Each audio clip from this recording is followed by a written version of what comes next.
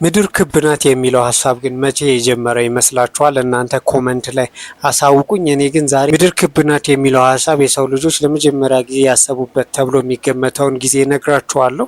ላይክ ፎሎ ሼር ማድረግ እንዳይረሳ። ፎሎ እያደረጋችሁ 50 ሺህ የመግባት እቅዴን አሳኩት። ባዮ ላይም የዩቲዩብ ሊንክ አለ፣ እዛ ላይም ሰብስክራይብ ማድረግ እንዳይረሳ። ምድር ክብ ናት የሚለው ሀሳብ ብዙ ሰዎች አሁን ላይ የመጣ ይመስላቸዋል።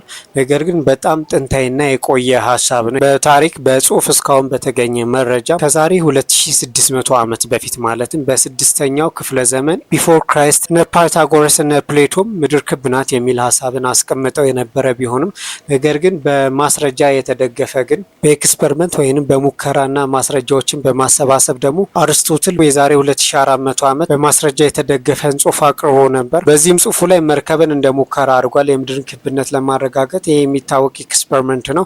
ምድር ጠፍጣፋ ከሆነች መርከብ ሲመጣ በአንድ ጊዜ ሁሉንም አካሉን ማየት ትችላላችሁ።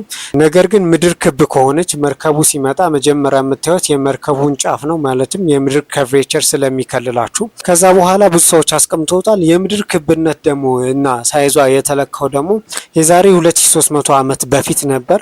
ይህንንም ያረገ አሪስቶቴኒስ ይባላል። በአሌክሳንድሪያ ያለ ላይብራሪ ውስጥ የሚሰራ ሊቅ ነው። የምድርን ስፋትና ክብነት የለካበት መንገድ ደግሞ የፀሐይን ጥላ በመጠቀም ነው። በአሌክሳንድሪያና ሳይን የምትባል ከተማ ሁለት ፖል በማቆም የሁለቱ ፖሎች ወይም ምሰሶዎች የሚፈጥሩትን ጥላ መለካትና አንግሉን በማግኘት ከዛ በኋላ የምድርን ስፋት ኳልኩሌት ለማድረግ ችሏል። ወደ 39000 ኪሎ ሜትር ነው ያስቀመጠው። አሁን ላይ ትክክለኛ ከሆነው ከምንጠቀምበት በ2% ብቻ ነው የሚበልጠው። እናንተ የተሰማችሁን ኮመንት ላይ አሳውቁኝ። ላይክ ፎሎ ሼር ማድረግ እንዳይረሳ።